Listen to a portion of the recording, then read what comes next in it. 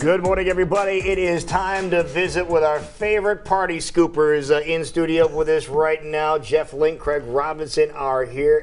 Things are just ramping up, Jackie. You can feel the momentum just starting to build. Building up the ramp. I think watch out. I think they're up.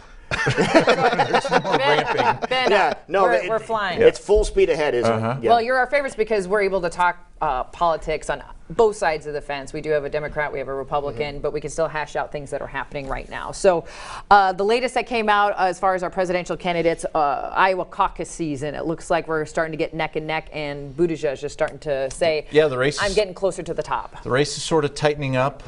We've seen Senator Warren make a run in the last month or so, and she edged ahead of Vice President Biden in a couple of these polls.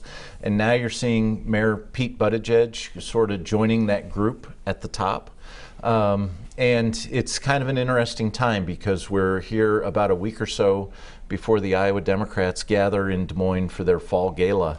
And that has always been a very pivotal moment in this campaign because these are very big speeches that happen that night, and there will be 12,000 Democrats in the room. There'll probably be 300 or 400 reporters covering the event. Wow. It's going to have a big impact. And the interesting thing is they drew the order of speeches, and it's all kind of by chance.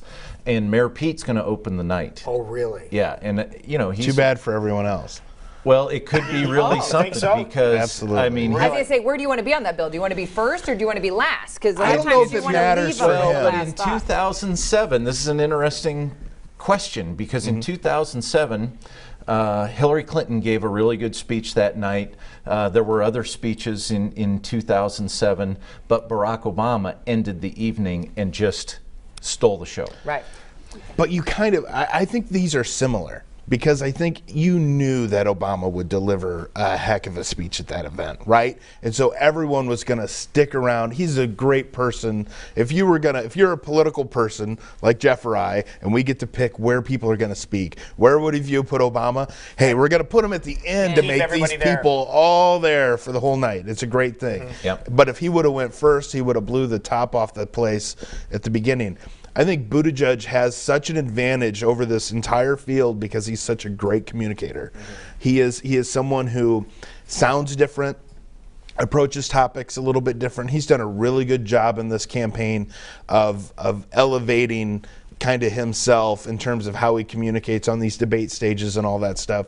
So I think he's got the chance. I mean, when you look at the difference between Buttigieg and Biden, who kind of stumbles around a little bit, Elizabeth Warren, who, I think she can give a good speech. I mean, I think this moment is tailor-made for Buttigieg, where he's it's been a slow rise. And if you want to rise in these polls, heading into a caucus, you don't want to do like this. Kamala Harris did this. Yeah. It needs to be slow, and this is a point where maybe he can take it to a next I level. agree with He's gonna most set the of bar that. here? I just wouldn't dismiss Senator Warren.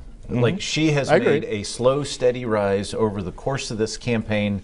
I think the Iowa caucus is hers to lose. But she's getting put to the task of saying, okay, we understand what you're saying. How are you going to fund that? And she came to Iowa. Many times. She came to Iowa to say, I'm kind of explaining it. I'll have the entire plan in place She eventually. came to Iowa with questions of, how are you going to pay for Medicare for Right. all? And her answer is, we're going to invest $800 billion into public schools.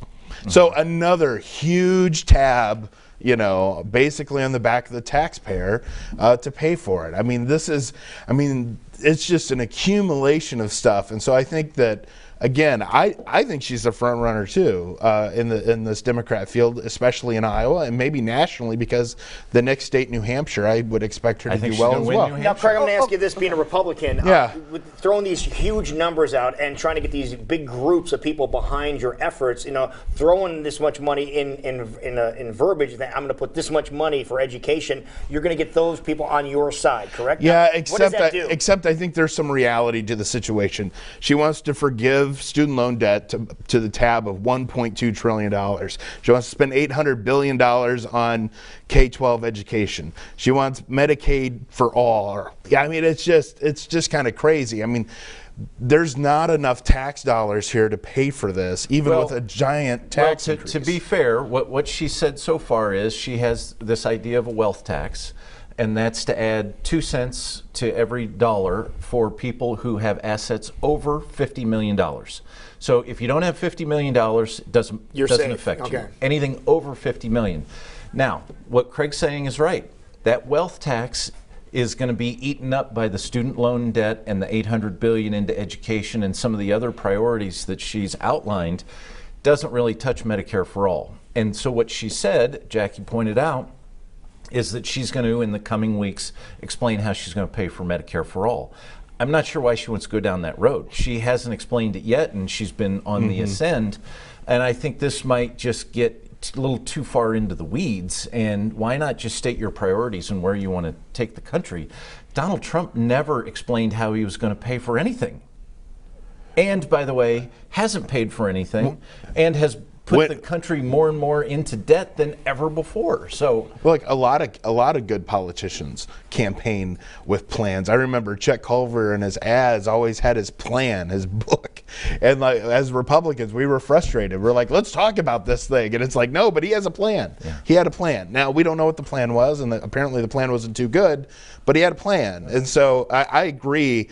There's some risk. You get into the weeds on anything, and someone can start picking apart whether it's a tax plan or whatever it is. But the promise is a vote. In a lot of people's eyes, if you promise you're going to do something, you might sway someone to click that lever for you. Well, and that's what they're trying to do. She's checking some big boxes. It's only a vote if people believe it. Right. Right, and so that's the challenge that a lot of these candidates have: is are they going to say something that's believable? And to her credit, now I don't agree with this, but to her credit, she is believable that she is going to tax the heck out of the rich. I mean, she's on Twitter. Someone's like, "Hey, Wall Street hates me," and she's like, "You're damn right they hate me." I mean, she plays to her crowd really well. Being first in the nation, everyone kind of seeing what's happening here, as they always do. Are we reflective of what the rest of the country is seeing right now with this recent poll of Warren, Biden, and Buttigieg? Are we even reflective of what the rest of the country is thinking? Well, I mean, to be honest, it doesn't matter what the rest of the country's thinking, because the way the process works, it's state by state. So, we don't have a national vote, we have a state by state vote, and the order is that Iowa goes first, and then New Hampshire, and then South Carolina and Nevada. So I think, and what the national polls reflect is just who's well known. And right now, that's Joe Biden.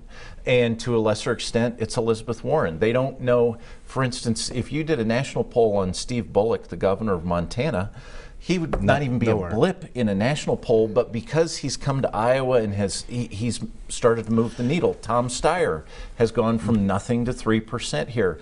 That is the beauty of the Iowa caucuses. You don't have to be known nationally, and you don't have to have the funds. And we do a really good job at this. I know. I mean, it's easy to nitpick Iowa, New Hampshire, and all the attention we get and all of that. And, people will look and say, oh, well, are you really representative of all of America?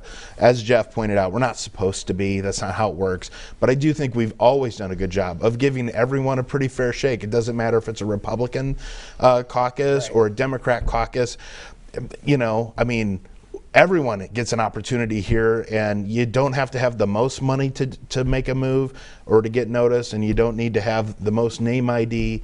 There's the caucuses are littered with big names now of people who were long shots and people who didn't think that they could do this, and they actually won and they were successful. All right, Jeff, before we always had the big three that we talked about, do we have to talk about the big four now, or is it still the big three? Well, just a new third person. The interesting thing is Iowa has always, for years, they've said there's 3 tickets out of Iowa, right? Iowa doesn't necessarily pick the winner, but we narrow the field. I think this year there might be 4 tickets out of Iowa. I would agree with that. Okay, there's a look at what's happening in the world of politics when it comes to the presidential race. Of course, we encourage you to get out and vote, because November 5th is when we're asking people to go out and choose mayor, school board, things like that. Yeah, lots of important questions local on that races. ballot. Yeah, pay attention to what's happening on a local front as well. You're watching Iowa Live, where we talk politics every Tuesday. Hopefully you can be a part of the conversation as well. Join us on our Facebook page as well. You're watching